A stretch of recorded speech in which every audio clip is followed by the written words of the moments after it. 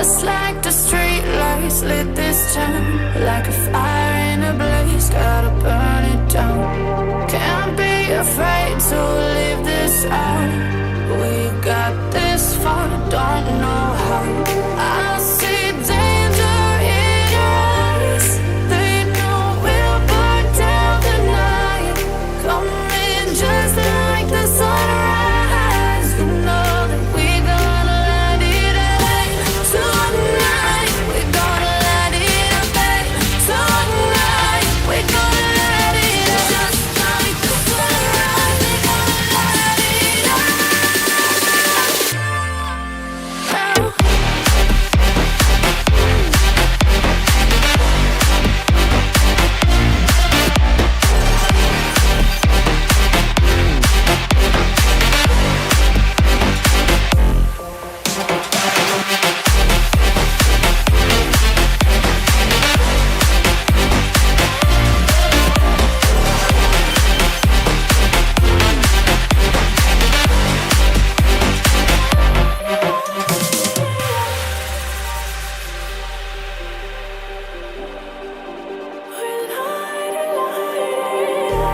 Just like a spark that's breaking out. Can't make a stop, can't turn back now. We know that there's no room for doubt.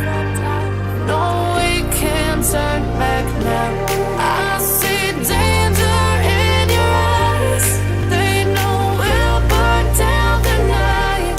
Coming just like the sunrise. You know that we're gonna light it up tonight. We're gonna light it up, babe. Tonight we're gonna light it up just like the sunrise. We're gonna light it up now.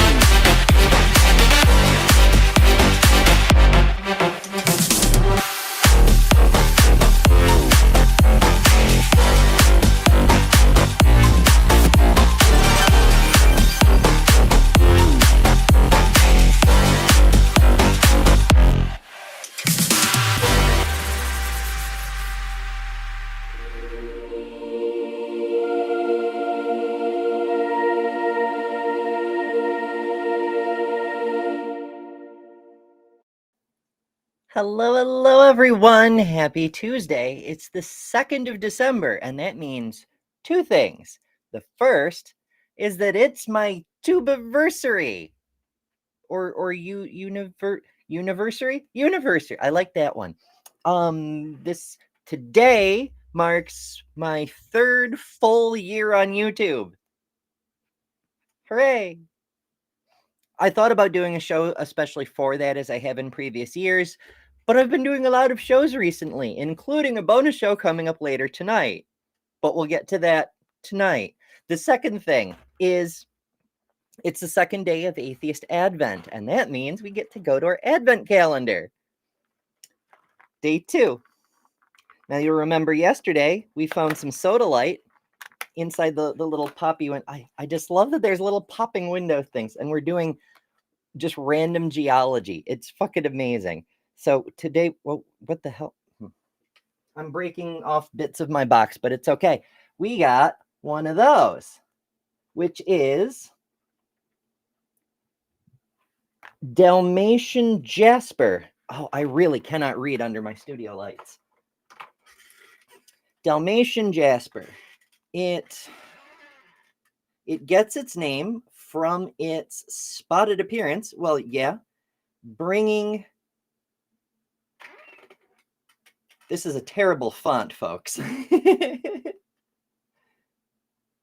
Bringing to mind, there's supposed to be it's Tumond. Bringing to mind, yes. It gets its name from its spotted appearance, bringing to mind the breed of dog known as Dalmatian.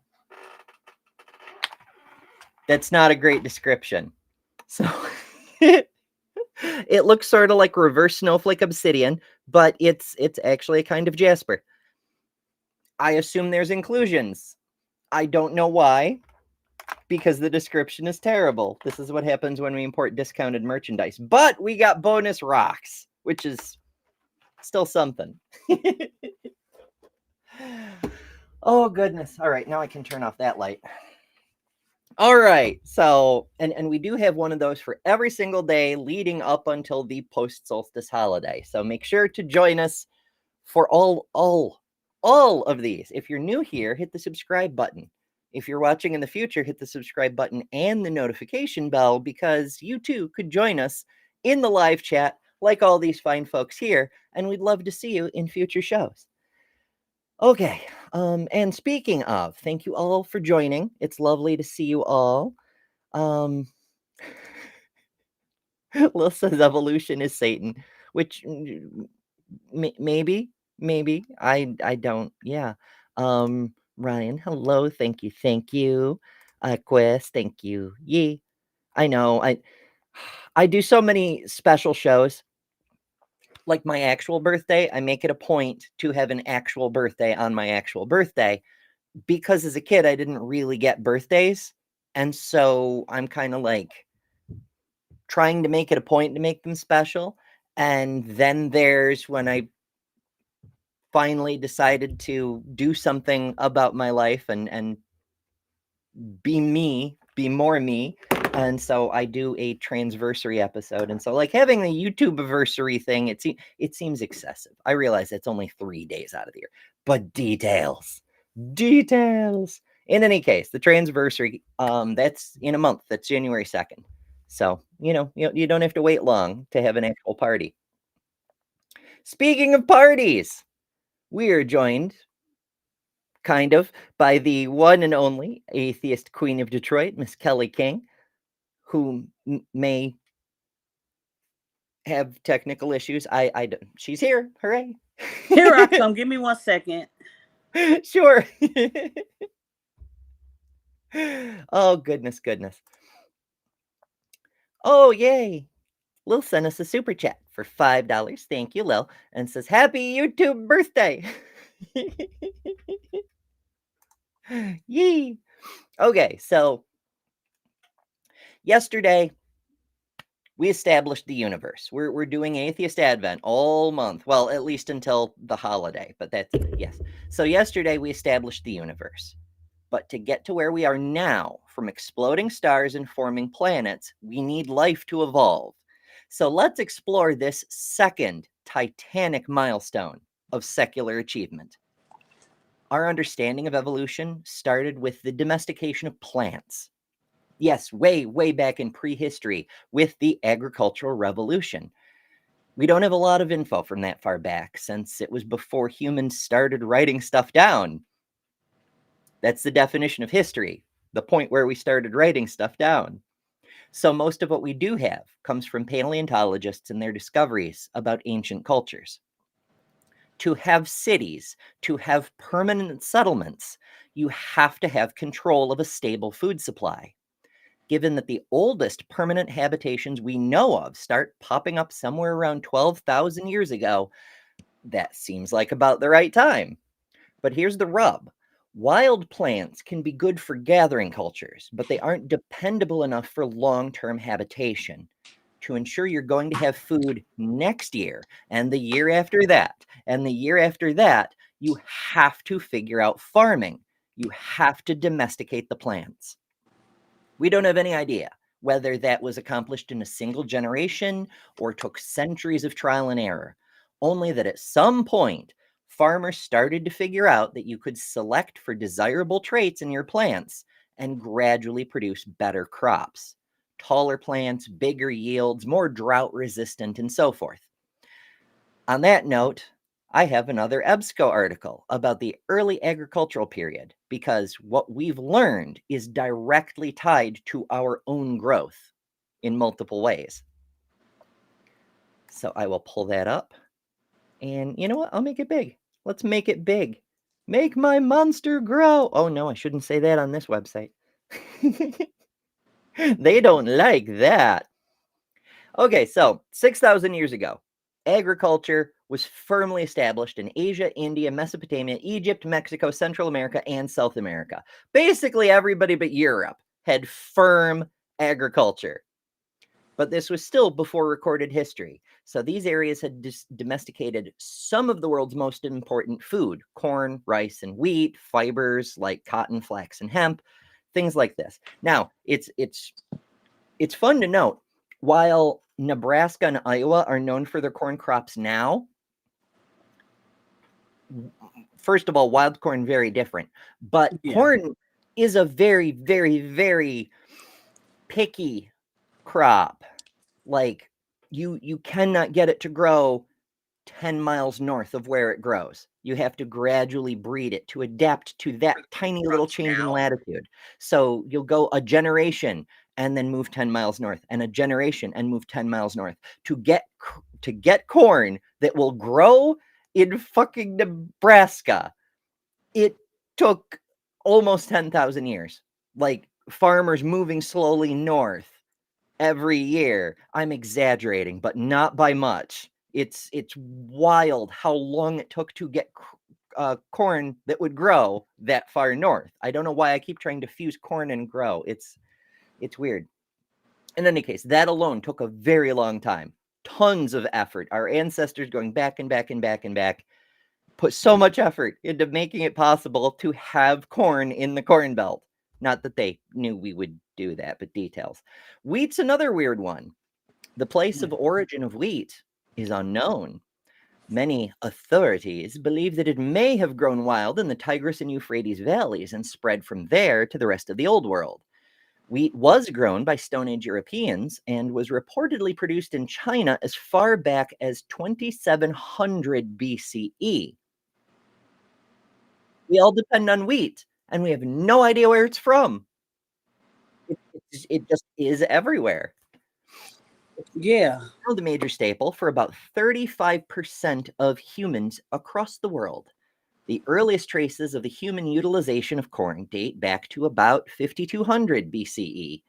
It was probably first cultivated in the high plateau region of central or southern Mexico and represented the basic food plant for all pre-Columbian advanced cultures and civilizations, including the Inca of South America and the Maya of Central America. That's corn, not wheat, just to be clear. So botanists believe that rice, the third major food source, originated in Southeast Asia, because that's where it grows today, yes.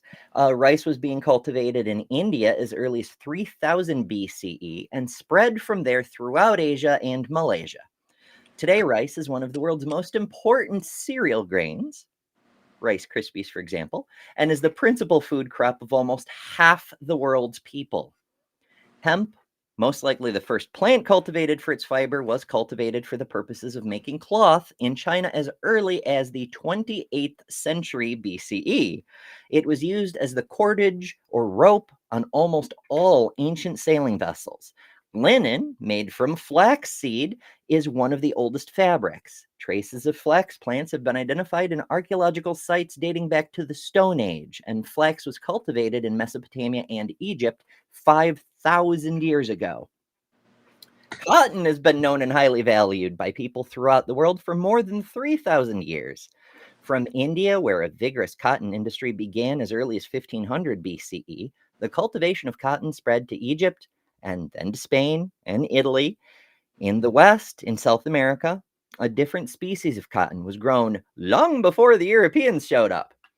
Other important plants that have been under domestic cultivation since antiquity include dates, figs, olives, onions, grapes, bananas, lemons, cucumbers, lentils, garlic, lettuce, mint radishes, and various melons, not to mention the myriad flavors of mustard. But we talked about that yesterday. So that leads us to modern plant breeding, which is going to get us back on the evolution train. Genetic variability is prevalent in plants and other organisms that reproduce sexually and thereby produce spontaneous mutants. The superpower of sex, the ability to not just produce uneven mixes of genes in the offspring to see what happens, but to also produce more spontaneous mutants than asexual reproduction. Because while mutants can go very badly, that's where all the cool innovations come from too. Throughout most of history, plant domestication and breeding were primarily based on the propagation of mutants. And by that, the article means when farmers came across something cool, like an apple that was twice the size of previous apples, they would intentionally propagate it. They would be like, hey, Farmer Joe, my apples are twice the size of yours. Would you like to trade me for some seeds so you too can grow these bigger, better apples? That sort of thing. When a grower observed a plant with a potentially desirable mutation, such as a change that produced bigger fruit, brighter flowers, increased insect resistance, etc., the grower would collect the seeds or take cuttings and produce additional plants with the desirable characteristic. Advances in the understanding of genetics in the early part of the 20th century made it possible to breed some of the desirable characteristics resulting from mutation into plants that previously had lacked the characteristic, which is a neat trick. It doesn't always work because some genes are mutually exclusive, but we were able to take multiple strains of corn, drought resistance, insect resistance, and so forth, breed them together, and after enough generations of continuously reintroducing the desired trait, finally produce crops with all of the desired traits, as long as they were able to reproduce together, which isn't always the case. But we can't take stuff from incompatible things. Like we can't take the double apple size trait and put it into corn yet. We'll get to that a little bit later. Is my freaking speaker charge, you bastard? It gets noisy when its battery runs low. Okay. The obvious advantages of producing plants with improved characteristics such as higher yield made plant breeding very desirable. As human populations continued to grow, there was a need to select and produce higher yield crops. There's more of us, we need more food. Yes, yes. The development and widespread use of the new high-yield varieties of crop in the 1960s, often referred to as the Green Revolution. Basic information supplied by biological scientists allowed plant breeders to fuse a variety of characteristics from different plants to produce new, higher-yielding varieties of numerous crops, particularly seed grains. This is true. However, it should be noted, very, very should be noted, one of the hugest innovations in agriculture around the start of the 20th century had nothing to do with better breeding techniques or genetic modification, which came along later. It was the friggin' fertilizer. A German scientist figured out how to snatch nitrogen right out of the atmosphere through an industrial process and create enriched fertilizers that supercharged our soil's ability to produce crops. Prior to that breakthrough, our human population was capped at about 1.2 billion, with half of us starving all the time. Ever since then, and I mean like for centuries, we topped out at about 1.2 billion. But since that happened, we've been reproducing like rabbits. We've been on that escalating curve. What is it they call that? The devil's hockey stick or something? People complaining about birth rates, I don't know what they mean. There's 8 times more humans than have been possible before the 20th century. And we're not slowing down, not significantly. Holy crap. But I digress. The point is, no matter what we do with genetics, with breeding, with so on and so forth, we're reliant on that industrial process. If we ever lose the technological base to harvest the nitrogen from the atmosphere to enrich our soils, 7/8 of us are going to starve to death virtually immediately. And that's kind of scary. Maybe we should, not be blowing up other countries' industrial facilities and things because we want their oil. This is a problem. Yeah. Not Sounds having like educated world leaders. It's an oof. So yeah, when planted, When I'm speaking in tongues, folks. I have been touched by the spirit of the magical unholy being in the sky or something. When a plant characteristic is identified as desirable, it is studied both morphologically and biochemically to determine the mechanism of inheritance. How does a trait get passed on? If it is determined that the mechanism is transferable, attempts are made to incorporate the trait into the target plant. If the plants are closely related, traditional breeding techniques are used to crossbreed the plant with the desirable trait with the plant that lacks the characteristic. Although this process is often tedious, it is based on a fairly simple concept. Keep screwing until the thing until it sticks. Ooh, screwing is I mean, isn't that? Oh no. I mean, going off of plants for a second, like what they do with animals, they get two animals that really aren't together, and then they mate them. But then, usually in that case, the animals they're not able to breed themselves. So they got to keep on breeding these animals to keep that species, like a liger, for example. Oh yeah. To get certain crossbreeds that are sterile, Yeah, you have to they're keep like making more donkeys. the old way. Yeah, they can't. Yeah, they got to put two that are not really supposed to be together to make this. That's crazy, though. Yeah, it's weird. Like I get that there's certain advantages to mules in that they have Yeah, more endurance than horses, but they're less of a jackass than donkeys. yeah. But there's They're not so supposed to be that way. it's not like every time you breed a horse with a donkey, you get a mule. More often Yeah, than not, you get a miscarriage, and yeah. that's harmful to the mother as well as a waste of a breeding cycle, you know? Exactly. It Exactly. just blah. I don't know. I never understood that as a child, even now. Yeah. So doing it on purpose, it's a very rare situation specific kind of thing. But isn't that how they got different dog breeds in general? Well, dogs are all the same species. They're all But Canis they made lupus. it to look a certain way. Right. We'd pick certain characteristics, fur pattern, nose length, tracking ability, sense of smell, whatever it was, we'd focus on that, pick the ones that best had that ability in the litter, and then just keep culling and breeding and culling and breeding to enhance that ability. And pluses and minuses to that, you're also going to hyper focus some of the inbred characteristics that happen to come along for the ride, which Yeah. is one of the reasons that we also crossbreed. Because while, a mutt who's half bloodhound will not be as good at sniffing as a bloodhound, Yeah. the fresh genomes will basically shut off almost all the recessive inbred characteristics that have built up because they're recessive. Yeah. So yeah, you get healthier critters that way, even if they don't have quite the same level of superpower. Let's see. Basically, with plants, they took the pollen from one plant, and it's a lot easier to do with plants.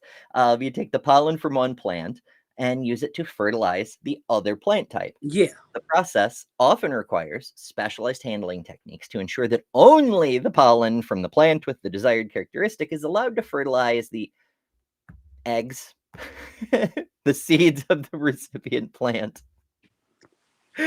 Sometimes this process involves the use of bags or other materials to isolate the recipient flowers, which are then pollinated by hand. Another technique involves the introduction of a gene for male sterility into the recipient plant. In these cases, only pollen from another plant can be used to fertilize the egg.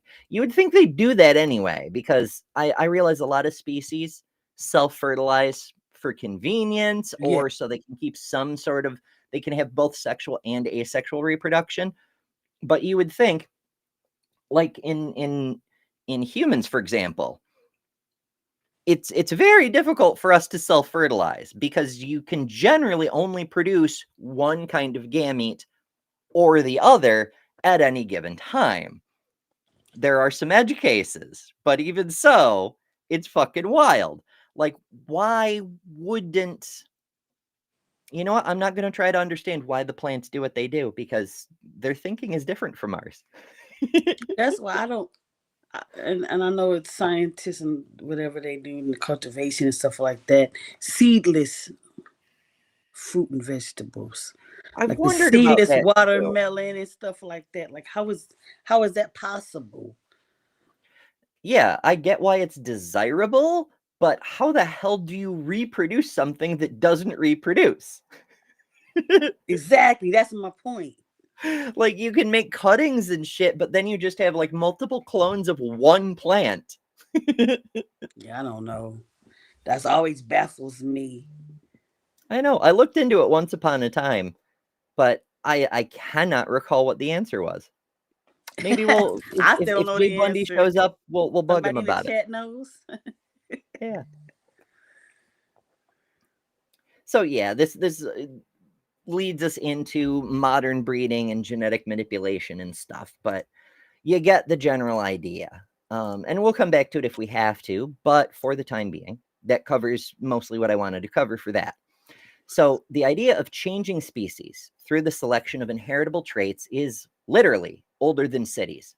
The idea that this kind of selection happens whether humans do it or nature does it was right behind that one. So we've had some idea of what we now call evolution for as long as we've had civilization. We had to have, because what that's even more essential to making civilization possible than fire. You can eat a raw potato if you have to, but you have to have a potato whether you've got fire or not. Now, that's fine for farming, breeding animals, even coming up with certain ideas about one shade of skin color being better than all the others. But to get much further, we need proper science. So, evolution. Today, it's commonly defined as changes in allele frequencies in a population over time. But really, at the heart of evolution is the idea of change. In Darwin's day, many people believed that species were immutable. However, the idea of evolution long predated Darwin. There were philosophers in ancient Greece, Empedocles from the 5th century BCE, who proposed an early theory of evolution, suggesting that life arose from a process of random combinations of organs and parts that were then selected based on their functionality.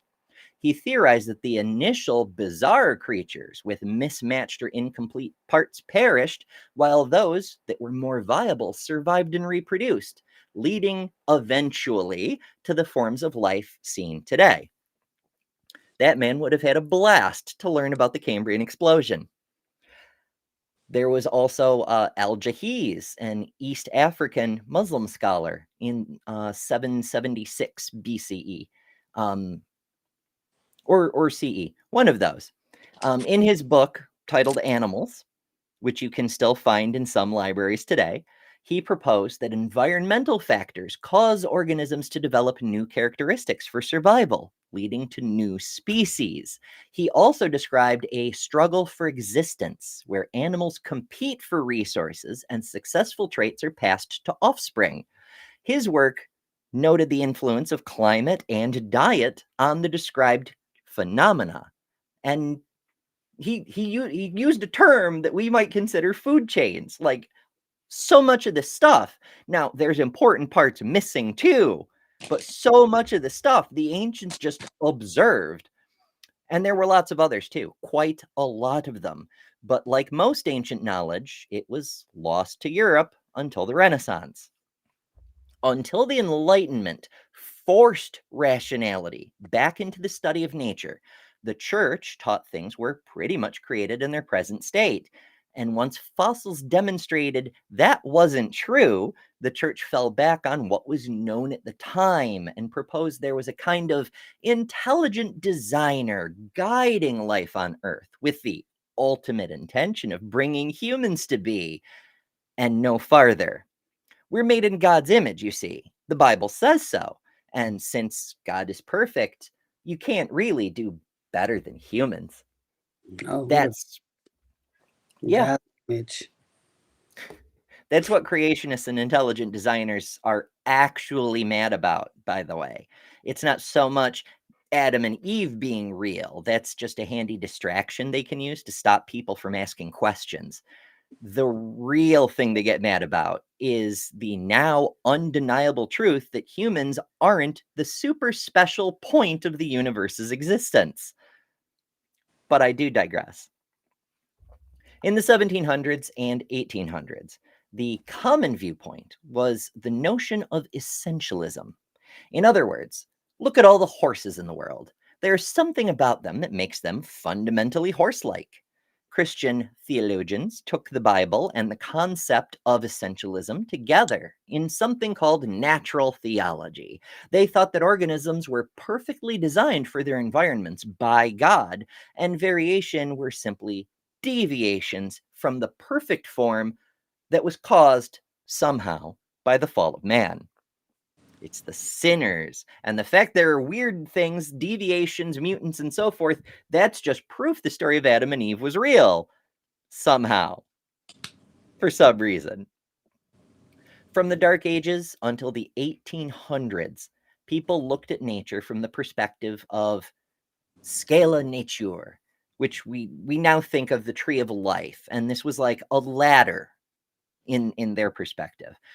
Basically, mold and goo and stuff was at the bottom, and then it climbs in complexity, lizards and fish, and then birds and beasts, and then primates, and finally at the very top, humans.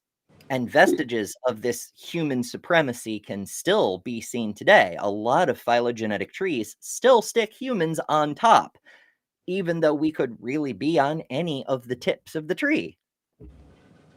During the Enlightenment, what's that? No, I was disagreeing with you. During the Enlightenment, George Cuvier, a French anatomist, began to really meaningfully look at fossils. He noticed that fossils were not distributed evenly, so that more simple fossils and more complex fossils were not in the same layer. He also saw that the fossils often did not look at all like current animals. From this, he deduced that extinction happens. Things have changed.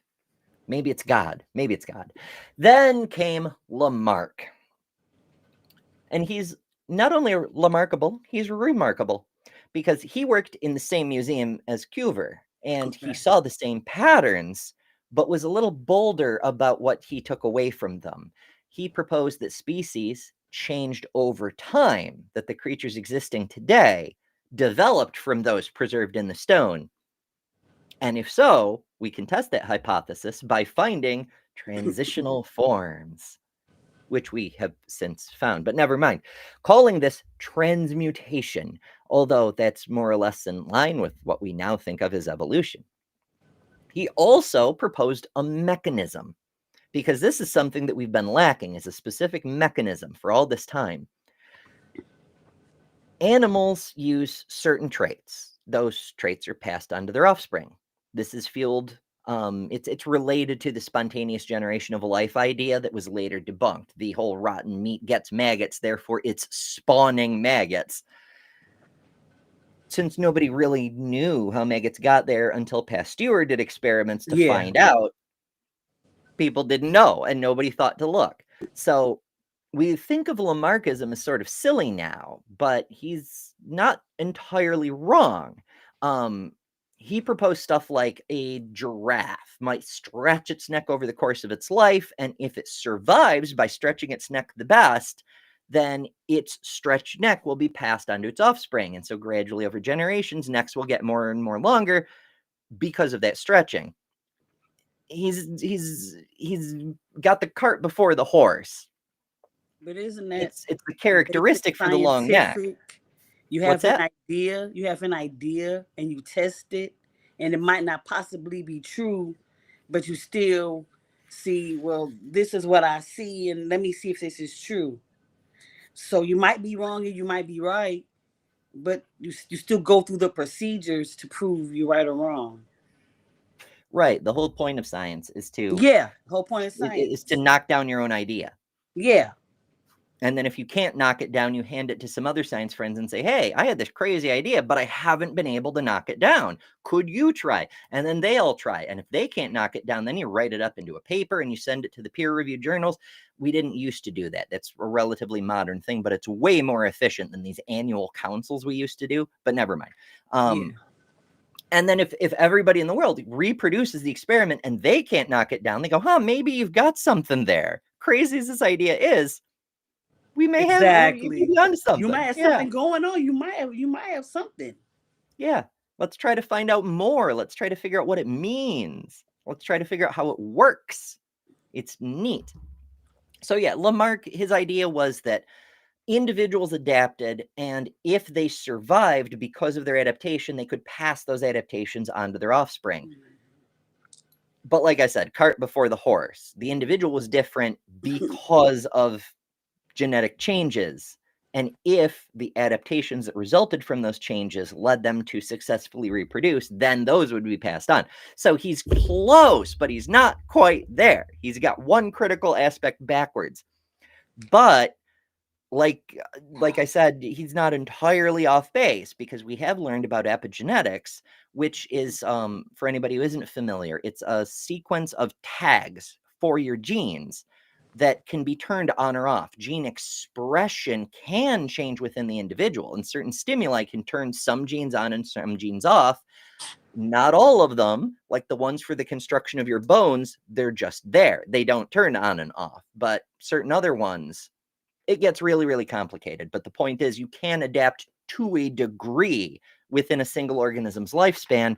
And sometimes, while the genetic change doesn't get passed on, the on or off state of a specific gene may get passed on. And if a gene stays turned off for multiple generations and suffers a mutation such that it cannot be turned back on, like our vitamin C genes, that eventually becomes a permanent change.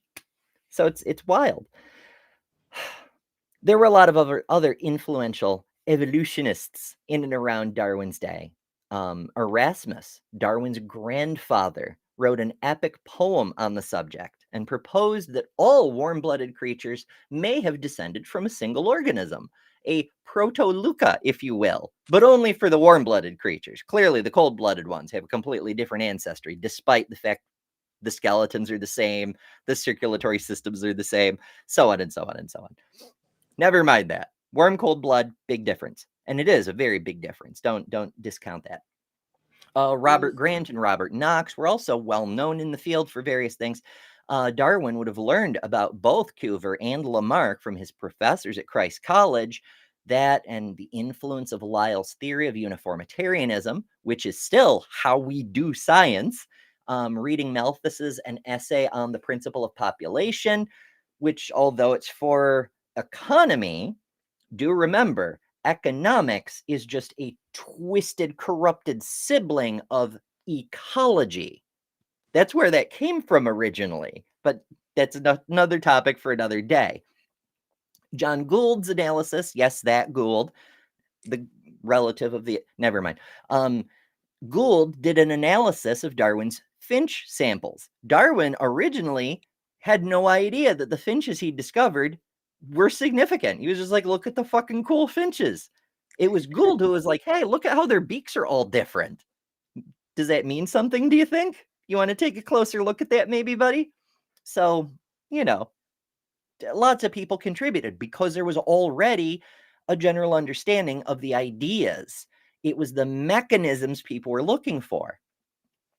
So another book on evolution came out in 1844 when Robert Chambers published his On the Vestiges of the Natural History of Creation, which was a theory of evolution based on the fossil record showing an ascent of man. Here we are back with the ladder of life, with humans at the tippy top.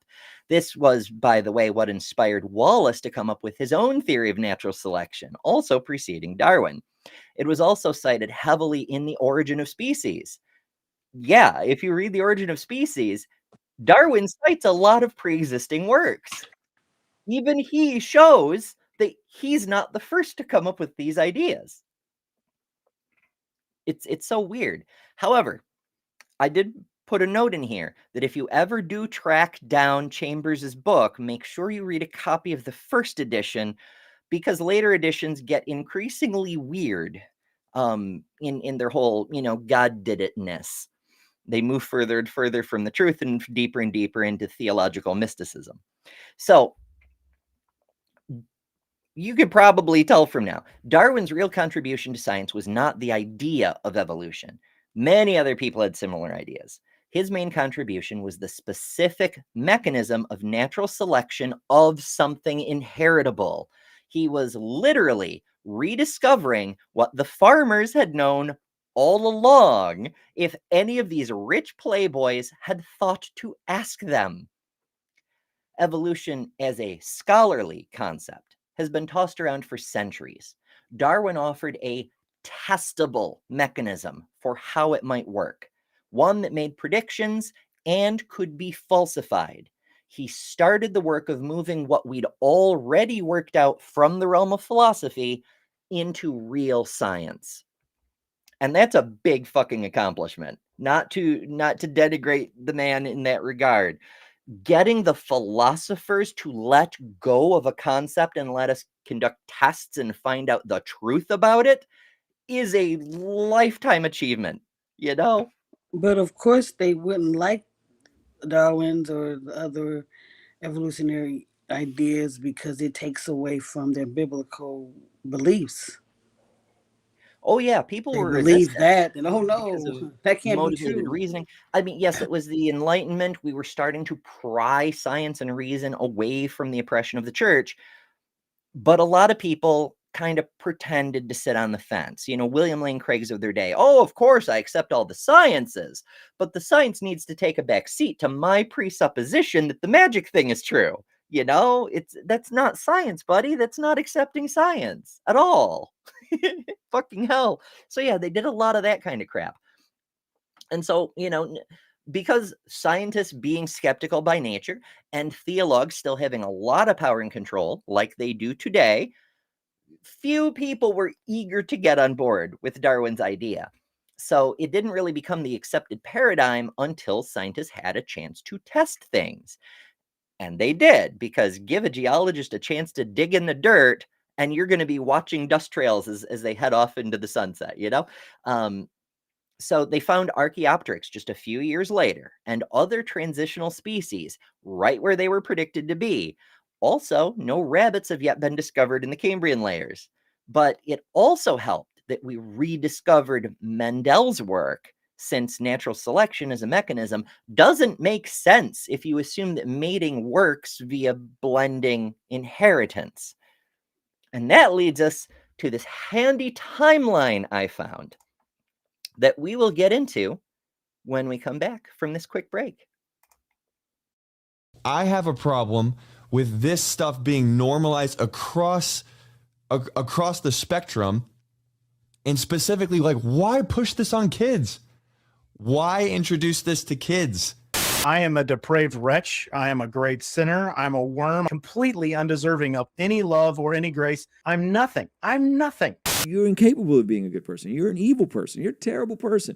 At the core fabric of who you are. That's why we need laws. We need laws because we're bad people. All of us are bad people. You can't spell Pride Month without demon. PRIDEMONTH. If we don't know who the women are, because they are just people, then we won't be able to pull the women up to equality with men. We have to try to limit the harm. And that means reducing or keeping down the number of people who transition. And that's for two reasons. One of them is that every one of those people is a person who's been damaged. But the second one is every one of those people is basically, a huge problem to a sane world. Transgenderism must be eradicated. The LGBT, transgender, grooming our children's minds is a national security threat. We need to hold people for treason, start having some public hearings, and start executing people. I will use whatever gives me victory. I don't care about the truth, and I don't care about the law. I care about one thing: the control. But then they rigged the election, and now we won, so I'm going to be your president. Then what happened is they rigged the election, and I became president, so that was a good thing. I agreed with many, many things you said during, in fact, probably more than most other candidates when you were running for president, but I still would not have voted for you because you're an Indian. I just want to say I feel good about the Republican Party. I feel good about where we're going as a nation. We're killing all the right people and we're cutting your taxes. It was actually a tremendous blessing to these children for them to be killed and go to heaven and be with God. We've been hoodwinked. We've been taken in by an ideology crafted by creeps and then pushed on children. Stop letting people pressure you into thinking. I want to be ignorant, honestly. Being a Christian doesn't exclude us from experiencing spiritual dryness. We're bad people. All of us are bad people. Welcome back. Kelly's taken off to go deal with some sugar issues. Sugar's her puppy. We stand the puppies around these parts. I was trying to catch up with the chat over the break because I know I've been like doing my presentation and I haven't been seeing everything y'all are up to. But it seems like things, at least right now, are pretty kosher in chat land, and it's lovely to see you all. So yay. Oh goodness, there's a lot going on. As I mentioned earlier, bonus show coming up later tonight. And oh goodness, I'm completely blanking on the thing I wanted to take a break in order to say. I should have written it down. This is why I have notes, but maybe it'll come to me later. It's fine. It's fine. So we've got this timeline. It's a fabulous timeline. So this starts a little bit later than we started on our show, but it's okay because we covered a bunch of the earlier stuff.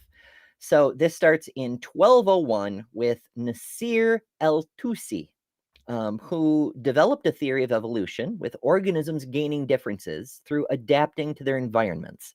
He suggests that organisms which gain beneficial new features quicker have advantages over others and are more variable. Now, a quick note about this timeline. It points out the hits, the things they got right, despite being far in the past and whatever. But it'll leave out the crazy wingnut shit that turned out to be wrong. So we've got a little bit of a Texas sharpshooter situation going on here. It is important to recognize when the ancients do get something right. But if they're right by accident, rather than because they found something, then that's a horse of a different color, you might say. 1735, Carolus Linnaeus, a Swedish botanist known for developing the hierarchical classification system.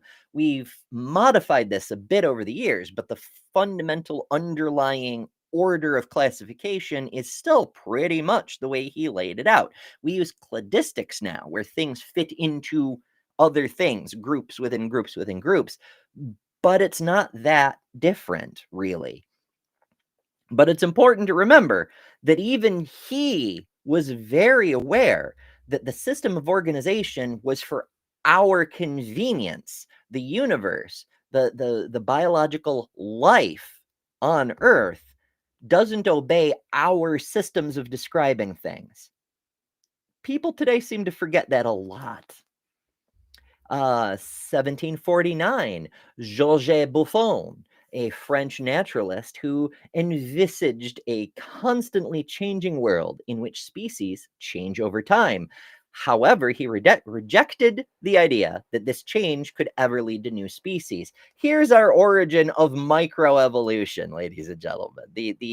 The whole concept of, oh, sure, there's little changes, but you'll never get a strawberry from a pine tree. Now, that's the modern day straw man version, but that was his principle, was that you can't get new species, that Canis lupus is still a descendant of wolves, no matter how different they get. Except you do reach a point of speciation, sort of. because species is a term we made up and the concept is very fuzzy no matter which way you try to divide it, it's hard to tell exactly what a species is. It's reification. It's confusing the map for the place. We have described things. That's our map. That's our model. But reality has no obligation to obey our descriptions.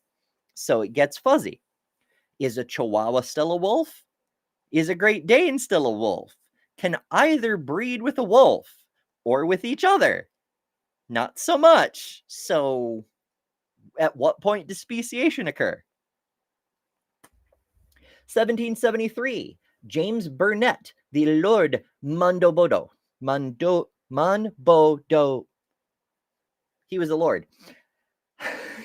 He suggested that humans descended from primates and that creatures can transform their characteristics in response to the environment over long intervals of time, which is more observation than philosophy, because if we look at the remains of any species going back and back and back in time, we see that generations ago, they will have certain characteristics in common that are different from the characteristics the species today have in common.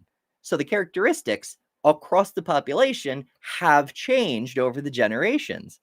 And this happens if we go back even further and go back even further and go back even further. We're only something like 10,000 generations separated from fucking tadpoles. That's a lot of reproduction, to be sure, but it's fewer than you might imagine. Erasmus Darwin.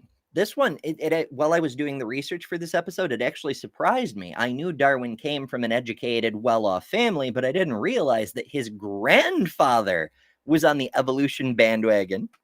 Oh, I didn't know that either. Yeah. So he proposed that all warm-blooded animals arose and differentiated from a single form. And through that kind of anticipated the idea of natural selection. He was like, once there was a warm-blooded animal, it immediately started diversifying to fill all the niches because clearly it's superior to the cold-blooded ones. That's why there are no cold-blooded animals today. Obviously. I'm being sarcastic. There are cold-blooded animals today, just in case anybody doesn't know, just in case anybody had the misfortune of being educated in the United States in the year of our Lord Sagan, 2025. There are cold-blooded animals still around today. But yeah, differentiation based on niches, based on abilities. That's the core of natural selection, is if you can do better in the environment, then you'll live longer and probably breed more. It's very simple. 1795, Georges Cuvier. He drew attention to the fact that the geological record is not a continuous one and demonstrated that extinction happens because of the studies of fossil mammals that no longer exist. He believed that extinctions have occurred in a series of giant floods. So like I said, not everything they get is quite right. He thought there were multiple floods. 1809, Jean-Baptiste Lamarck. Notice there's a lot of French people. There's a reason for that. And there's a reason it happens around this time period. You may be aware from history, the French had a bit of a kerfuffle that involved removing their aristocracy, which, while it didn't really make all the people free, it made them less oppressed. And so some scholars were able to spring up who weren't born into the aristocracy. And just like we were talking about earlier, taking a highly inbred specimen and giving it an infusion of alternate genetics to clear out some of the recessives. Same thing whenever you have a revolution. You don't get rid of all the inbred characteristics of the aristocracy, but you do get an infusion of uncorrupted brains, you might say. It's something anyway. We could do better, but this is better than what was before, scientifically speaking. So yeah, he came up with simple forms of life were spontaneously generated. Turns out that's not how that works. It would be cool for the Christians if that were how it worked, because if we could show new organisms poofing into existence, aha, not only is that the mechanism of creation, but that's how the mechanism happens. Look, we can watch things poof into existence, ta-da, but that's not what happens. Which is good, because it makes more sense, but never mind. So yeah, he came up with spontaneous generation, and also the ladder of complexity, and we still use this to some extent. Like you'll occasionally hear Erica Gutsick Gibbon referring to more basal organisms and more derived. That's a better way of describing more advanced and less advanced, but it's not great, because while characteristics do accumulate over time, organisms get more complicated over time. It doesn't necessarily mean they're better at anything than previous species. A lot of species went extinct because of things totally outside of their evolutionary control, like a volcano goes up and wipes out everything on an island. It doesn't mean the species there weren't fit. It means catastrophes will fuck everyone over regardless of how fit you are. 1818, Robert Edmond Grant and Etienne Geoffroy Saint-Hilaire. I'm trying my best with these names, folks. Yeah, you're doing better than me. I'm glad you're reading. So they further developed the ideas of Lamarck and Darwin to propose that plants and animals had a common evolutionary starting point, a view often wrongly discredited by Richard Owen. And that's what we mean about Owen getting a little weird later in life, but that's a whole other thing. Yeah, they took these ideas and they were like, but what if that's true for everything? What if all plants had a common ancestor? What if all cold-blooded animals had a common ancestor? What if all animals had a common ancestor from those common ancestors? What if we go back far enough, these great vast changes, the huge differences between you and an oak tree, but if we go back far enough, they all recede into a single common ancestor? What a wild idea. Nah, probably not. But nobody was ever able to discredit the idea. So Lyell comes along. Lyell, notable for a whole bunch of things. He was a creationist geologist, but you'll notice that his achievements are in contrary to his creationist belief. That's why he gets included in a secular timeline. So in 1830, he established the basic chronology of the tertiary period and its relationship to rock strata.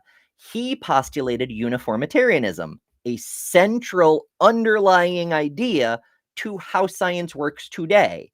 All the science that ever worked before worked because they were practicing uniformitarianism without calling it that. So he also described that the features of the Earth can be better explained as the long-term result of short-term geological phenomena.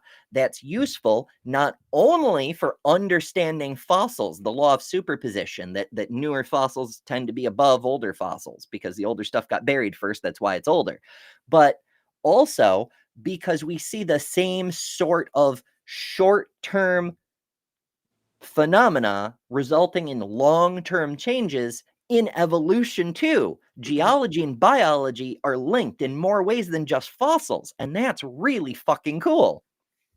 But it also helps us better understand how evolution actually works, because we're not talking about volcanic eruptions within the genetic code. We're talking about tiny, tiny incremental changes that build up over many, many generations. And that's pretty neat. 1831, Charles Darwin, sets off on the HMS Beagle. He's off to see the world as a naturalist. Wonderful things. Well, adventures for him, I suppose. 1845, Alexander von Humboldt. Alexander von Humboldt pioneered the study of ecology.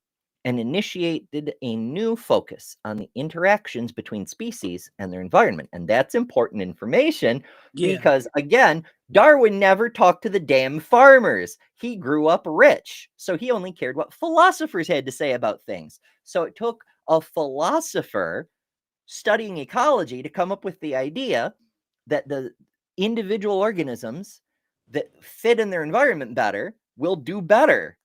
Without this research, it may not, the pieces may not have come together for Darwin. And that goes to show that a lot of what we're going to be celebrating this month, these secular accomplishments, it's what Newton described as standing on the shoulders of giants. You can see farther, and your accomplishment shouldn't be underrated, spoken down of. But you have to acknowledge that you're only up that high because there's this stairway of accomplishment. Science itself is evolutionary in nature.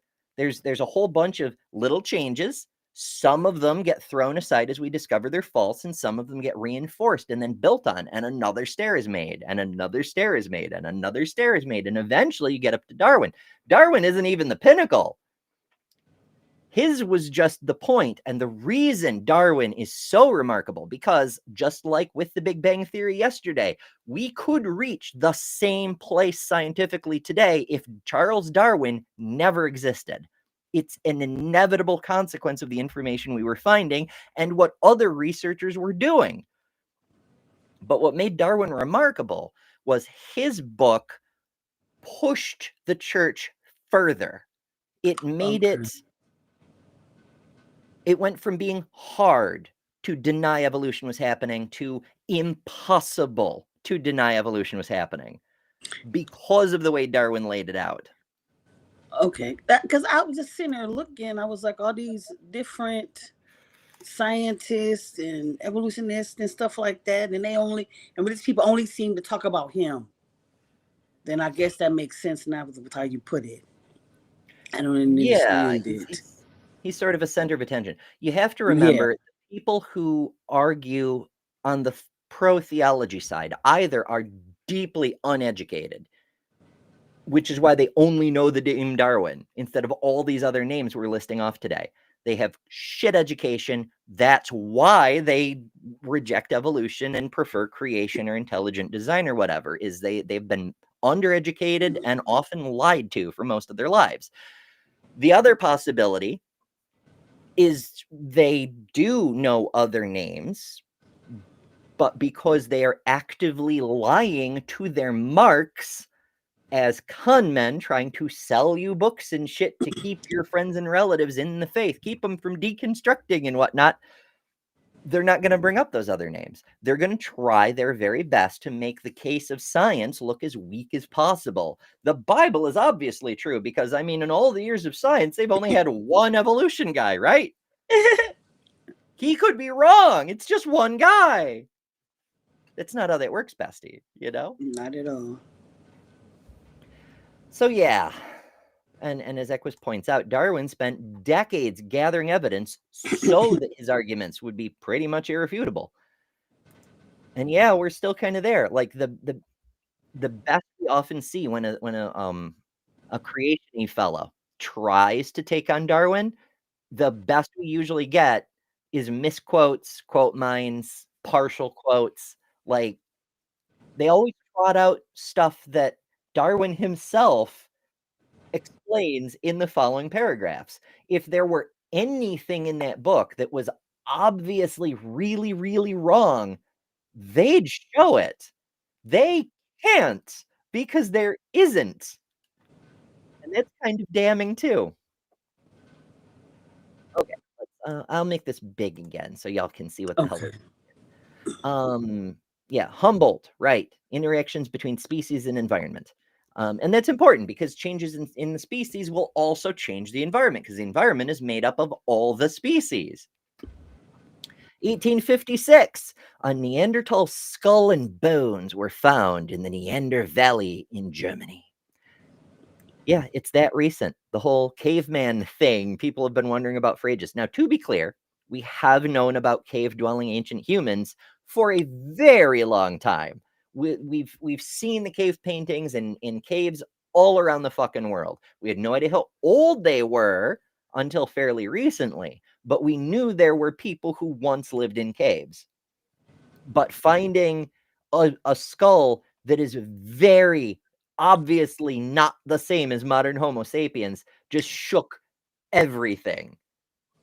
It was crazy. 1858, Alfred Russel Wallace independently conceived a theory of evolution by natural selection and co-published with Darwin on the subject. 1859, Darwin publishes On the Origin of Species. And an earthquake ripples through philosophy. 1860, the Oxford evolution debate. Proponents and opponents of Darwin and Wallace's theories clash in the famous Oxford evolution debate. Unfortunately, it was before video cameras, so we can't review that debate today. Thomas Henry Huxley and Samuel Wilberforce, yes, Wilberforce, butted heads in a public debate, which both sides, of course, considered a victory. Oh, is that always what happens? It kind of is like today, yes. So that's one of the reasons that a lot of formal debates use a ranked system with judges who assign points. That way it doesn't matter what you think you did. There's an objective scale to show how well you did. And you can determine a winner that way. You could also do it a less formal way. Like there was one debate that Mark and I reviewed where Christopher Hitchens and Stephen Fry took on a couple of Catholics, and they polled the audience before the debate as to who was like pro-God, who was anti-God, and who was neutral. And then they polled them again after the debate to see who had convinced more of the audience. And it was interesting because while the God believers barely moved, they went down very slightly, possibly because they used motivated reasoning, but I don't know that for sure. I'm just postulating. The unconvinced group moved almost entirely into the anti-God side. It's almost like they had much stronger arguments because they did, but never mind that. 1866, Gregor Mendel publishes the Experiments in Plant Hybridization, establishing some basic laws of the genetic inheritance of discrete traits. Mendel's paper remained obscure for about 35 years, but in 1900, it was rediscovered. And that's when things really changed, because again, none of Darwin's ideas were brand new. He just repackaged them and formalized them and synthesized them together into one cohesive solid. But even with the mechanism of natural selection, we still had no way to convey the inheritable material. Like we could say, this is how it seems to be happening, but there was no physical component we could point to and say, this is the thing that's carrying the traits across the generations. This is the inheritable thing. Mendel proposed genes. He said, what if there's a molecule that would have to be somewhere inside the cells themselves that carried like the information that led to the expression of these heritable characteristics? There has to be a physical thing to it. And since it has to be cellular, it has to be a molecule. He like deduced all this shit, you know? And that's why it stayed obscure for a while, but not forever. 1868, Ernst Haeckel, however you want to pronounce that. He applies evolutionary theories to embryology. Subsequently, his work would provide early foundations for the field of evolutionary developmental biology, or what we now call Evo-Devo, which any biology student, if Austin Sims is here, feel free to chime in with your thoughts about. Where are you, Austin? It's a bit of a he would dick have been good deal. on the panel today, on this show today. 1871, Darwin lights some fires by publishing The Descent of Man and the Selection in Relation to Sex.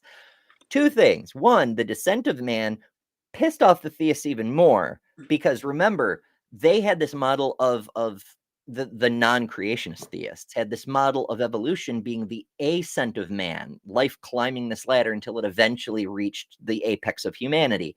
So Darwin deliberately wrote The Descent of Man.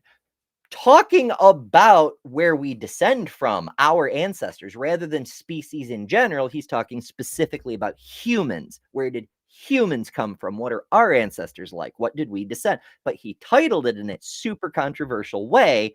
It was basically 19th century clickbait. Instead of the ascent of man, it was the descent of man. On the flip side, his other book, Selection in Relation to Sex, was very sexist. And it was so weird because he had some valid biology and some blatant bigotry mixed together as if they were equal things. And a few years later, I forget the name of the author. Alas, she's not nearly as famous as Darwin, but she wrote a book. It took her 4 years to write a book to rebut his, and she published it, and he pretended that it didn't exist. Like, he couldn't even address her counter arguments. He just, oh, I don't know what you mean, you know? In an era where there's like 100 books published a year total, this scholar pretends he hasn't heard of this book that's specifically targeting him. It's a response to him. Okay, sure. 1893, August Weismann publishes his germplasm theory, which emphasizes the separation of the germline and the soma. Now, that's a thing we still use today, right? Your somatic cells are the non-reproductive parts of your body. Your hand, for example, it's somatic cells. It's never going to pass along its genetic information. Your germ cells, though, the stuff produced by your gametes, whatever's in those, that's going to get passed along. And that can be important because if, for example, you get infected with a retrovirus, the way a retrovirus works is it penetrates the nucleus and it implants its DNA directly into your DNA. Sometimes it'll kill the cell, but sometimes it doesn't. And when it doesn't, sometimes it imbues additional functions. It's like a DLC. It unlocks new content, but where it inserts is random. And if that doesn't stop the organism from living, or even better, gives them a survival advantage, placenta, for example, placentas happened because of a retroviral insertion. It wasn't even a mutation. It was the most random damn thing. It just bloop, and there's data for placenta now. It's actually broken genes having to do with the formation of eggshells and shit, but that's not important right now. The point is, a retrovirus is responsible for placental mammals having placentas. And we found the specific retrovirus that did it because there are mammals who don't do placentas, like platypuses, for example. So we could compare. But I digress. The point is, if a retrovirus gets into your germ cells, that change will be passed on to your offspring. But if it doesn't, if it's only in your somatic cells, like your arms and shit, it won't be passed on. So not all changes get carried on.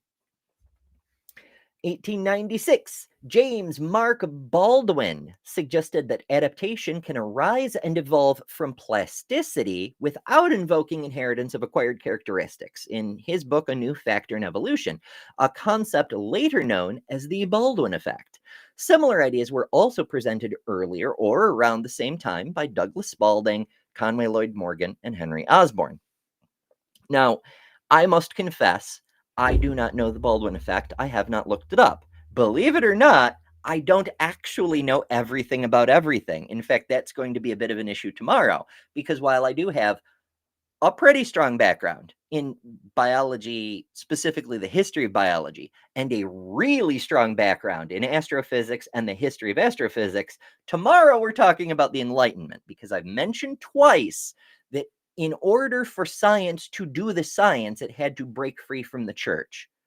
Tomorrow, we're going to explore how the fuck that happened. How did they pull that off? But that's for tomorrow. Wilhelm Johansen, a Danish biologist, provided the basic terminology for genetics. He coined the term genes as particulate units of heredity. Genotype as the genetic makeup of an organism, and phenotype as the organism's physical characteristics. You've heard these terms, no doubt, in your 7th grade biology class. That's where they come from. 1909, Wilhelm Johansen, or That was Johansen. so long ago. I don't remember what the hell happened in my 7th grade. No. Yeah. And it's a really important discovery because for the longest time, even though we didn't have the term genes until him, we assumed that if you had a certain phenotype, it reflected your genotype. And that isn't always the case. It sort of goes back to that essentialism, like phrenology. That's where the pseudoscience of phrenology was based on. The idea that if you have like a strong brow ridge, then you have the heritable characteristics that are also co-linked to small brain, very smooth, like if you look like a gorilla, you're a big dummy. But your phenotype doesn't actually have anything to do with your genotype. Well, not nothing to do, but it's not like a one-to-one relationship, to be more precise. 1910, Thomas Hunt Morgan. The Americans are starting to do shit now, folks. It only took us 150 years, but never mind. He establishes the chromosomal theory of heredity. Morgan began to breed and conduct experiments with the common fruit fly, everyone's favorite experimental speed run tool, Drosophila megalogaster, which initiated the field of experimental genetics. Technically, it didn't initiate the field. Mendel did, and so, but not important. Formalized it, knowing that genes were a thing. It wasn't technically genetics until we had the term for genetics. But whatever. So Morgan confirmed Mendelian laws of inheritance and the hypothesis that genes are located on chromosomes. Now remember, we're still approaching this from the philosophy side of things. We're deducing ideas and then testing them to see if they're true. We can't actually just look and then draw theory from observation the way we do today. We were still randomly ideating and then coming up with ways to test to see if we were right or wrong, which is a valid way to reach conclusions, but it takes a lot longer than just fucking looking. But it turns out chromosomes are very, very small, and it took us a minute to get there. So 1918, Ronald Fisher produces the paper, The Correlation Between Relatives on the Superposition of Mendelian Inheritance, Supposition of Mendelian Inheritance, showing how the continuous variation measured by biometricians could be the result of action of many discrete genetic nuclei. All of that is to say, he figured out there has to be more than one chromosome. It isn't just one long DNA strand, but the observed function of inheritance, how you can get some traits but not others, strongly implies that there are multiple chromosomes, and some of them could be passed on and others not. And they aren't always grouped together. Like you might get, A, B, A, B, B, A, B, A, B, A, so on. It isn't all just A or all just B, for instance. And that was pretty remarkable because, again, we couldn't just look. 1925, Raymond Dart publishes in Nature a description of the Tuong child. Tuong child? I can't pronounce things. I'm American. I'm very sorry.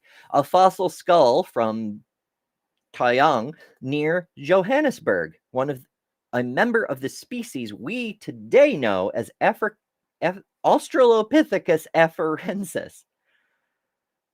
I used to be able to say Latin things. Not important. Australopithecus. Ta-da! Remember, Neanderthal was like less than 50 years ago, and now we have Australopithecus. Science is moving faster. Very cool. 1937, Theodosius Dobzhansky, we'll go with that, publishes Genetics and the Origin of Species. It's not exactly fan fiction. It's like if you take On the Origin of Species and then you incorporate the more advanced knowledge of genetics, the field of genetics. Again, we still haven't actually seen a chromosome, but what we do know, and you incorporate it into what Darwin knew, you start to develop a more complete model of how evolution works. Remember, evolution is an observed fact and has been for 12,000 years. What we're dealing with here is creating a model that not only accurately describes, but has predictive power. And so that's why this work mattered, even though it seems to be like a rehash fan fiction kind of thing. 1942, Conrad Hal Waddington Conrad Hal Waddington proposed the evolutionary process of genetic assimilation in his very long titled book, followed by several other important papers and books, including The Strategy of Genes. His famous epigenetic landscape as a metaphor for gene regulation has become reprinted and reinterpreted ever since. And this is where we get the modern idea of epigenetics, although he was talking about something different at the time. He was describing genes adapting rather than necessarily mutating, but almost like there was a conscious choice or a decision maker guiding their changes. And it turns out that what he was finding in his tests is just what we call epigenetics now. It's just the switches turning gene expression on and off as a means of single organism level adaptations, which aren't necessarily heritable, but sometimes are. It's complicated. But that's what they mean by like strategy, is the genes are thinking. And this is it's a misdirection idea. It's an anthropomorphization of an idea that we see as a leftover from the religious influence. The idea that nature has a will and it's driving towards a certain thing, but we see it echo forward all the way up to Richard Dawkins with his ideas about selfish genes, that the genes care about replication, about passing themselves on to the next generation. Granted, he's aware of the fact that they don't actually have a will and desire, but he still models it that way, and that's not really correct. But that's a topic for another time, probably. 1942, Julian Huxley publishes Evolution, the Modern Synthesis, which gives us the basis for where modern evolutionary textbooks start. Most textbooks are modified versions of this, or well, rather, not modified. That's a bad word. They've evolved. That's an ancestor, you might say. That might be a better way to put it. Ernst Mayr publishes Systematics and the Origin of Species, in which he presents his I've been talking a lot, folks. Influential biological species concept. And that's so again, the concept of species is very fuzzy. Biologists have been fighting over it for years. We don't have a set one definition fits all model yet, because the model of species is separate from the model of evolution. Evolution is the process, species is the output. We have like 6 or 7 different ways we define species, and they're all very fuzzy. So he presented a model, and it has stuck around. It's been influential, but it hasn't been definitive. 1950, radiometric dating developed. Now, this doesn't actually impact evolution directly. What it does do is it gives us the ability to start dating when all these random fossils are from. And that matters for our models of evolution and our understanding of how quickly things happen and what happened when and so on. Lots more data because we now have a new tool available. 1953, the structure of DNA discovered. Francis Crick and James Watson discovered Rosalind Franklin's notebook and used it to discover the chemical structure of deoxyribonucleic acid and show that it meets the unique requirements for a substance that encodes genetic information. And that's important because remember, for like 50 years, we've been talking about there must be a molecule or multiple versions of the molecule, whatever. There must be a molecular vehicle for carrying these inheritable characteristics, and it has to be within the cell, but we didn't know what the fuck it was. And so Rosalind Franklin, and then later Watson and Crick, were working on this very present molecule within the cell. What does it do? What is it for? So on and so forth. They ran through the criteria. They were like, this could be the thing we're looking for. It meets the criteria. We can't say for sure it's the genetic vehicle, but it meets the criteria. And that was a start. Later, we were able to get x-rays of the damn thing. X-rays of a subcellular fucking molecule. That was a major achievement too. But whatever. Now we're aware of DNA. Huzzah. 1960, Sidney Brenner, together with Francis Crick and Francois Jacob and Jacques Monod, a bunch of people, discover mRNA. Now, mRNA is fascinating because you have DNA, you have RNA. RNA, of course, is only a single strand, but mRNA, that's the RNA that the DNA splits. The RNA codes against the DNA to create an actionable piece of molecular information. Either you can build a protein against it, or it can do things on its own. And mRNA is fascinating because that's what does a lot of what cells do is dependent on mRNA. It's a whole topic unto itself, but it's really, really fascinating. So we've already made leaps and bounds in our understanding of how the genetic information works, because it's not a mRNA that is the heritable information vessel, the vehicle carrying the adaptations from generation to generation. It's the DNA. How do we know? How did we get there? What things are doing what things? It's the RNA is the action molecule. The DNA is just the data storage. It's the library. You have to go to the library and write down the recipe for a cake and then go home and actually make the cake. To go with this analogy. Anyway, William Hamilton publishes papers introducing inclusive fitness theory. Now, there's a lot to be said about this as well. It's a whole expanded thing.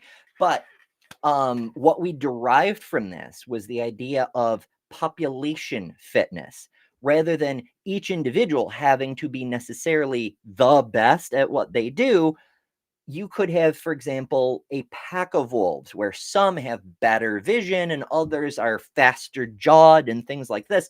By being inclusive, by working together, you can have a pack that is more fit than another pack, even though there's still struggles for dominance within, if I remember correctly. Again, Austin may show up and be like, Ember, you're completely wrong. This is talking about like ADA ramps and things. 1974, Lucy.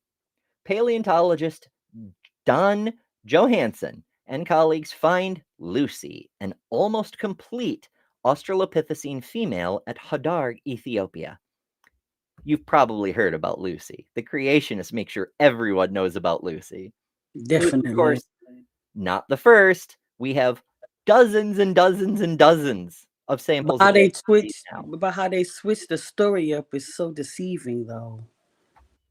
Well, I mean, that's what they do. They're con artists and liars. That's Yeah. the whole thing. Yeah. So you can't trust them. You can't be sure. Let's see. All right, 1975, biochemists. I know we're getting close to the end here, folks, but we started a couple minutes early, so we've got a little wiggle room for time. Alan Wilson, Marie Claire King show that humans share nearly 99% of their DNA with chimpanzees. This pissed the intelligent design folks off too, because while we've known since Darwin's grandfather's day that humans and other primates are related, we showed with DNA that they are too. And now it's somehow more undeniable, whatever. But yeah, that was the thing. 1984, Charles Sibley and John Elquist demonstrate that chimpanzees are more closely related to humans than to gorillas. 1990s, human genome sequence. 2003, Mary Jane West Ebhard publishes Developmental Plasticity in Evolution, which focuses on the role of environmentally generated variation in evolution and speciation. This, it seems like more of what we've been talking about, but remember, we're talking about all of this from the modern perspective, looking back retrospectively. It shows that we're still, even within this century, making more strides in evolutionary modeling. Environmentally generated variation is how we understand evolution to work now. But knowing that the environment is the driver, the selector in the natural selection, that's still being demonstrated. Is it natural mutations and things that just happen to work just randomly? Or is there a driving mechanism? Because it seems from our outside perspective as though the majority of mutations run along the lines of adapting to the environment. They're not just random mutations, they're situation specific, and there's something there, and we're still looking into it. 2010, Neanderthal genome sequenced, which also showed many of us have Neanderthal DNA still. And obviously this was written in 2018, so we don't have the newer stuff like discovering other species of human DNA within our own and all the other. There's so much cool stuff. And just as before, humans seem hyper fixated on human origins rather than necessarily evolution as a whole. Like, we only seem to care about evolution insofar as we want to know where we came from. But that isn't always true for everyone in all times and all places. Farmers, for example, care a lot more about where next year's chickens are going to come from, So there's I don't know. That's always there's others. confusing to me how manipulative the creationists are with the whole narrative to try to fit their narrative, I should say. But, I don't know. Like, here's all these scientists, biologists that are showing the research that they've done, and they overlook it and only pinpoint certain points that try to make their story looks decent. I learned a lot today. That's why I really couldn't say much, because I was learning more than talking. Well, I'm so I glad. do that a I lot stayed up here. way I too late noticed. making this presentation, even though I drew Yeah. on like timelines and shit, just getting everything organized and putting the notes together. The good news is tomorrow I'll sleep a little better because I have no idea about most of the stuff we're going to talk about. So we're going to learn together tomorrow. Okay. I hope y'all join Say us it for one more that. time what we're talking about tomorrow. I know you discussed it a little bit earlier. The Enlightenment. How the fuck did we get knowledge away from the church so we could start growing again? Yes, I know nothing about that. Yeah, We're gonna it'll learn be neat. together. It'll be fun. I've had a poll running this entire show, and Oh. now we'll check in the polls. So, because today's show is about evolution by natural selection, that is a huge accomplishment of the secular movement. So the question was evolution, and the options were 2% said everything was created unchanging. 2% said stuff changes, but it's guided by magic. 14% said, I don't know, I'm just here for the hotties. I'm just glad there's at least two of us so that it is correctly hotties. Thank you. And 81%, yes, that doesn't add up to 100%. I know, take it up with YouTube. 81% said that's how biology works. So yeah, we do have a pretty well-educated audience, and I'm proud of that. That's very cool. All right. I need to start. 14% thinks I'm hot. What's that? 14% thinks I'm hot. Oh, we're hot. Oh, yeah. We're well, see, the cool thing about Hot Topic is the hotness intensifies with the more of us there are. See, Lil, you missed an opportunity. It's true. It's true. You know what happens if more than 3 of us are ever on screen at a time? Because there are 8 cast members on this show, 8 people who may pop up at any given moment. So if you get more than 3 of us, the background changes. Not a background. This one's a background. It takes a second. There we go. It gets too hot in here. Oh, jokes are funnier when I don't hit the wrong buttons. Actually, I could have gone with the DNA background today because I don't get to use it very often, but I do have one, and today would have been ideal for it. But alas, lost opportunities. Alrighty, before we go, I want to make sure to thank supporters. Right-handed Sith says that it showed 82% on my screen. Oh, maybe, yeah, the final results showed 82% once I hit end poll, but when I was reading it, it said 81. Again, take it up with YouTube. They're very rude. Super chat today was from Liliball Trades, who said, "Happy YouTube birthday!" Yes, if you missed the start of the show, today is my third tubaversary. And Detroit Atheist Queen 24/7 sends $5. Thank you, Kelly. And says, "Always a pleasure being on stream with you." I appreciate you being here. I realized I talked a lot today, but I always appreciate you being here. So yay. Right-handed Sith said, "What if all 8 showed up?" Probably the screen would melt. I've never seen it happen. Maybe we should find out for science or something. It'd be a neat trick. Alrighty, folks. Thank you all so much for joining. Tomorrow, I promise, will be much more engaging because I don't have a presentation. We're gonna learn together, and so we'll do what secularism is great at and benefit from the knowledge of all of us. Until then, Jason Jacoby was a member for 23 months, level sender. Happy Versary Day. that. Why is it not showing up on my thing? Yeah, it just showed up. Yeah. There it is. Okay, it took a minute to pop up. Sorry, I had to mention that. That's important. 23 No, months. you're not wrong. You're not wrong. Thank you, Jason. Amazing. 23 months. Yeah, happy versary. We should write a verse about the versary or something. One by Land says, "Evolution is magic. Fight me." Come in, bro. Yeah. All right. I never did get, you know what? I didn't get my ad in. I thought I might.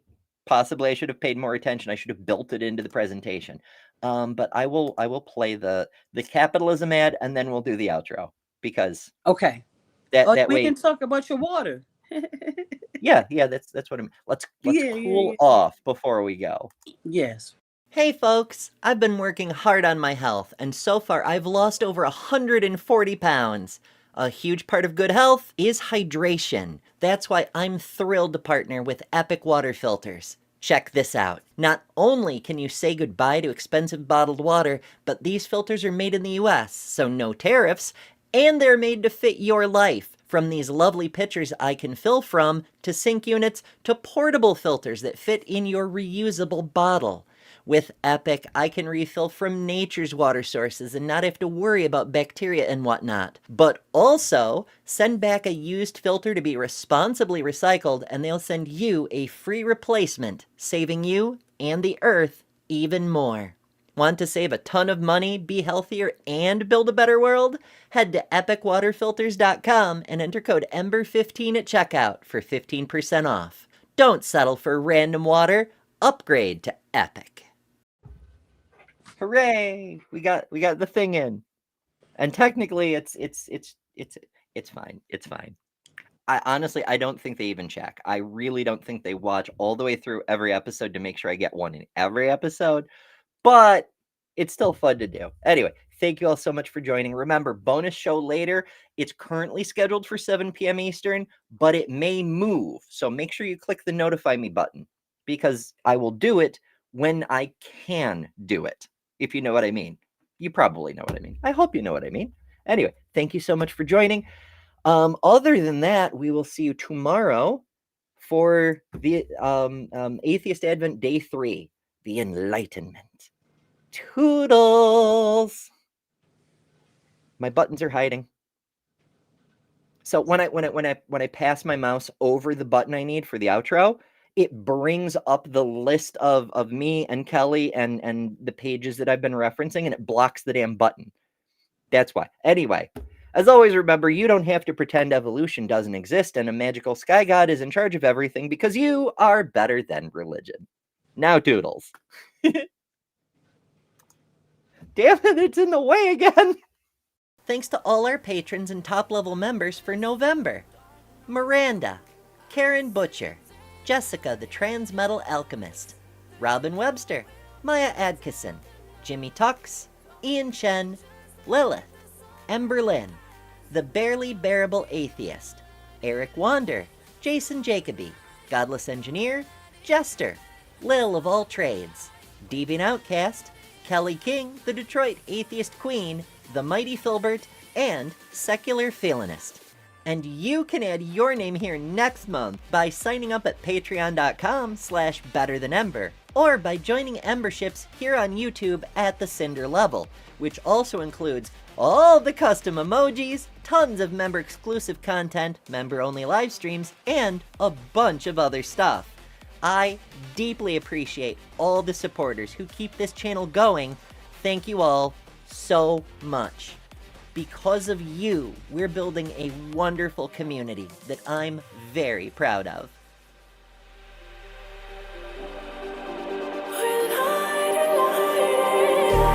Just like a spark that's burning